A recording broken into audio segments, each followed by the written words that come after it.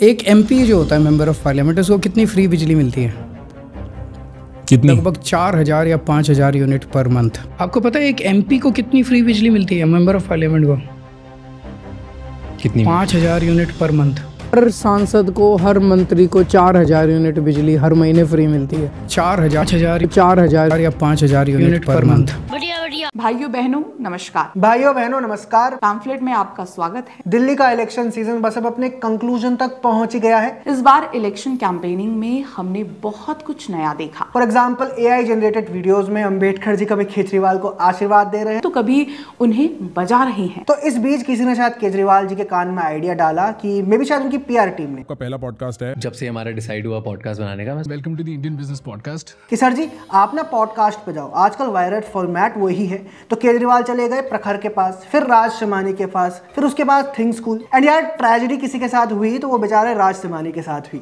केजरीवाल उसके पास गए थे अपना PR सही करने, उल्टा शमानी की इमेज खराब हो गई कि पूरा पेड पॉडकास्ट था। बहुत कम लोग अपॉर्चुनिटी देते हैं ऐसी। Thank you. एंड जब से हमारा डिसाइड हुआ पॉडकास्ट बनाने का, मैं सोच रहा था कि क्या पूछूंगा फर्स्ट चीज। लोगों को लगता है कि वो गलत समझते हैं। I really like this approach. पर यहाँ पे केजरीवाल एंड उनकी टीम से एक गलती हो गई। क्या सीखा सर?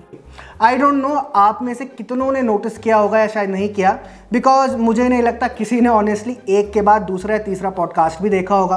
बट सैडली हमको तीनों पॉडकास्ट देखने पड़े।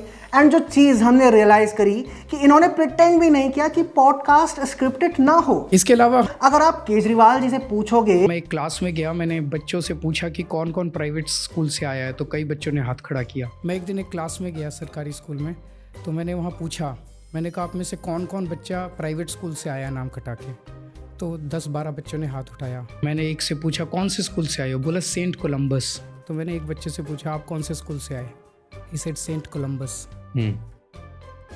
St. Columbus is one of the best private schools in Delhi. Which is a big school. St. Columbus is one of the best schools in the city. तो अगर कोई Saint Columbus से अपना नाम कटा के अगर कोई बच्चा मेरे प्राइवेट स्कूल में आ रहा है, इससे बड़ा सर्टिफिकेट हमारे सरकारी स्कूलों की क्वालिटी का और क्या हो सकता है? इससे बड़ा एक क्वालिटी स्टेटमेंट क्या हो सकता है? हम गधे।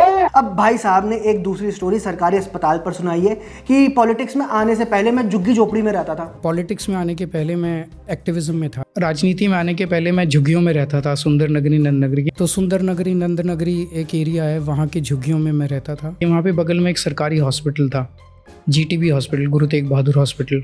उसके बगल में एक GTB हॉस्पिटल था, वहाँ पे लोगों को लेके जाता था। जब बीमार हो जाते थे झुग्गी बस्ती के लोग, वहाँ लेके जाता था। इतना बुरा हाल था उस हॉस्पिटल का, इतना बुरा हाल था। तो GTB hospital, Guru Tegh Bahadur hospital, बुरा हाल था उसका, बुरा हाल था। मैं वहाँ से गरीबों झुग्गी वालों के पेशेंट्स को उस हॉस्पिटल में ले जाया करता था। एक जो सवाल है कि फिर मोहल्ला क्लिनिक की क्या ज़रूरत है अगर आपके सरकारी हॉस्पिटल इतने अच्छे हैं? अस्पताल और स्कूल से हटके चलो, और जब केजरीवाल से पूछोगे कि भाई education mafia, water tanker mafia के बारे में, कई सेक्टर में जो माफिया थे वो चुप थोड़ी बैठेंगे। ये सारा माफिया चुप थोड़ी बैठेगा। इन सारी पार्टियों का एक साथ, ये इन सब में कोई फर्क नहीं है, ये सारे एक ही थैली के चट्टे बट्टे हैं। चाहे ये पार्टी हो, चाहे ये पार्टी हो, चाहे ये पार्टी हो, इन सारी पार्टियों का एक ही मकसद है, आम आदमी पार्टी को खत्म करो।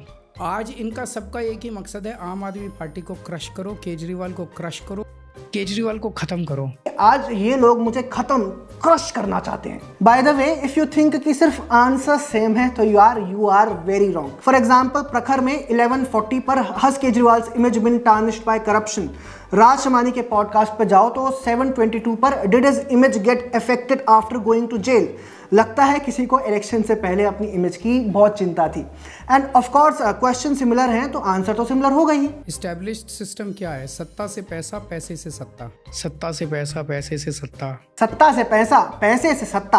आए हाय भैया, केजरीवाल का डायलॉग राइटर कौन है? मैं सिसोदिया जी या आते जी से रिक्वेस्ट करना चाहता हूँ कि इस बंदे को तुम बॉलीवुड में भेजो, सलीम जावेद की जोड़ी को टक्कर देगा ये। एंड नोटिस केजरीवाल के फेशियल एक्सप्रेशंस कितने एफर्टलेसली बोल रहे हैं वो ये सब। मैं तो फैन हो गया हूँ यार उनका। एंड केजरीवाल के पूरे आंसर में जो वर्ड्स हैं, लाइन्स हैं, स्टोरीज बहुत कॉमन है। इसे निकलने के बाद मैंने जनता के बीच में जाके खूब पदयात्रा की। वहाँ से आने के बाद अभी डेली पदयात्राओं में जा रहा हूँ, और जनता जितना मतलब मुझे गले लगा रही है, हक कर रही है, किस कर रही है, टूट के पड़ रही है पब्लिक, गले लगा रही है, किस कर रही है मुझे, मतलब मेरे हाथ चूम रही है मुझे। सुनीता भाभी से कोई कंप्लेन करो कि भाई साहब के आसपास 2-3 बाउंसर्स लगाएं, क्या पता चल रहा है कि उदय नारायण 2.0 हो जाएगा, इमेज वैसे ही खत्म, फिर पॉलिटिकल करियर भी खत्म। इसके बाद पंजाब में 1000 रुपए देने की बात पर भी क्वेश्चन डिट्टो सेम है। मैं अभी आ रहा था ना सर, बिल्कुल यहाँ इंडिया गेट पे एक बहुत बड़ा पोस्टर लगा हुआ है, बड़ा नया सा लग रहा था। उस पे लिखा हुआ था, बीजेपी का पोस्टर था, उस पे लिखा हुआ था कि ये 2100 रुपए देने की बात कर रहे हैं, इन्होंने पंजाब में भी नहीं दिए। मैं भी मेरे होटल से इधर आ रहा था, रास्ते में कैंपेन्स देख रहा था जगह जगह। तो आपके अगेंस्ट कैंपेन्स हैं कि इन्होंने 1000 रुपए प्रॉमिस किए थे, वो नहीं दिए। ये सही है, दोनों भाइयों को पॉडकास्ट से पहले ही ये सब कहीं दिखा। एक ने कहीं पोस्टर देखा, दूसरे ने पता नहीं कहाँ देखा। और केजरीवाल का आंसर देखो, 1000 रुपए देंगे, अभी पंजाब के में हमारा कोई टर्म खत्म नहीं हुआ, दे देंगे, अभी तो है सरकार हमारी, कहाँ जा रहे हैं, दे देंगे। हमारा बंदा है रट्टू तोता, बंदे ने सेम आंसर कॉपी करके दोनों जगह बोला है, पर ये नहीं बताया कि पंजाब में 1000 रुपए कब देंगे, कैसे देंगे। सर जी से पूछिए कि आपका इकोनॉमिक मॉडल क्या है, इकोनॉमिक डिस्ट्रीब्यूशन से आपका क्या मतलब, तो सर जी कहेंगे ट्रिकल डाउन थ्योरी। मोटे मोटे तौर में इकोनॉमिक्स में 2 थ्योरीज हैं। एक है ट्रिकल डाउन थ्योरी, कोई भी इकोनॉमिक थ्योरी उठा के देख लो आप, एक थ्योरी है ट्रिकल डाउन थ्योरी। सर जी ने पूरी इकोनॉमी क्लास समझा दी। आपको अगर शॉर्ट में बताऊं तो ट्रिकल डाउन थ्योरी यानी ऊपर से पैसा आ रहा नीचे, और बॉटम अप थ्योरी नीचे से ऊपर, जो केजरीवाल कर रहे हैं। अब सर पिछले 10 साल से दिल्ली में क्या अचीव करना चाह रहे थे?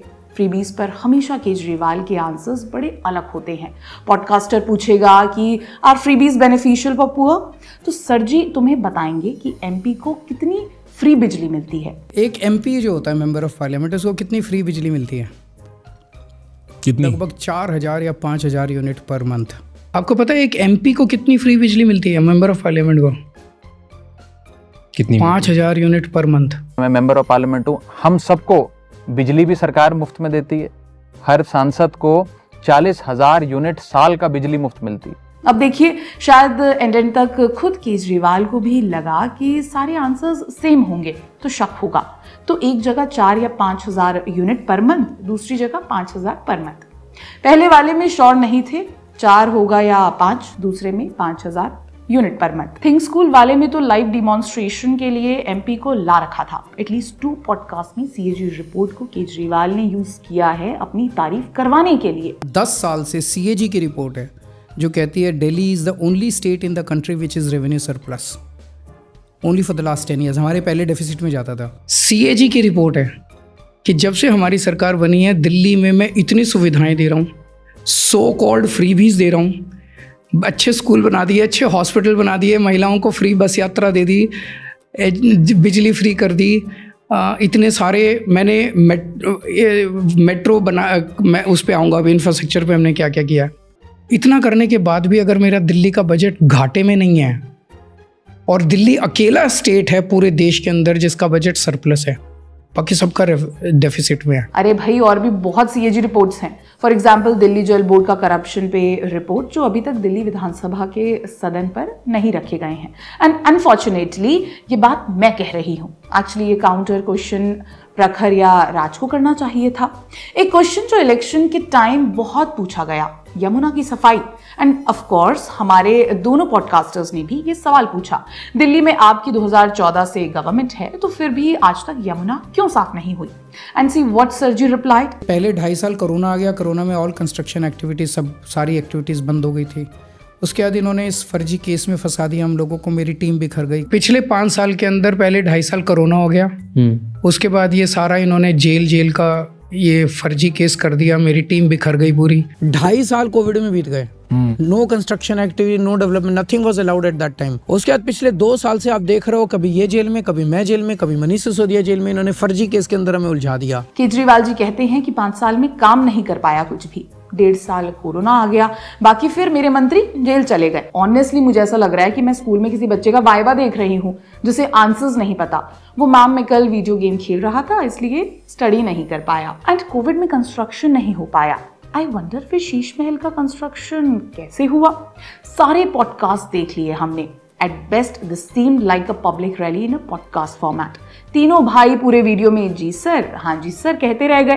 केजरीवाल तो शायद इलेक्शन में डूबेंगे ही, बट इन तीनों ने भी फालतू में अपनी क्रेडिबिलिटी डुबा दी। I would suggest to Kejriwal's PR team next time कुछ एक्सपेरिमेंट करने से पहले थोड़ा सोच लेना, आइडिया लगा लेना, नहीं तो हम जैसे तेज तर्रार लोग आपको आसानी से पकड़ लेंगे, फिर हमारे व्यूअर्स खुश और आपके बॉस नाराज।